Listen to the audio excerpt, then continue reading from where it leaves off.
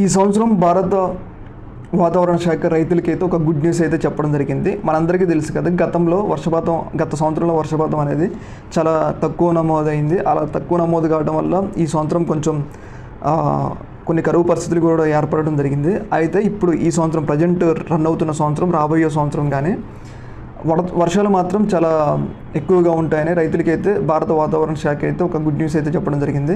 అనుకున్న దానికన్నా ఋతుపవనాలు చాలా ముందుగానే కేరళని మరియు అండమాన్ నికోబార్ తాగినాయని, మరి ఒక 4-5 రోజుల్లో తెలంగాణ, ఏపీ, కేరళ లాంటి ప్రదేశాల్లో ఋతుపవనాలు విస్తరించి చాలా సమృద్ధిగా వర్షాలు పడతాయని చెప్పేసి రైతులకు ఒక రకంగా గుడ్ న్యూస్ని అయితే అందజేయడం జరిగింది. ఏదేమైనా గత సంవత్సరంలో వర్షాలు లేక చాలామంది రైతులు ఇబ్బంది పడ్డారు.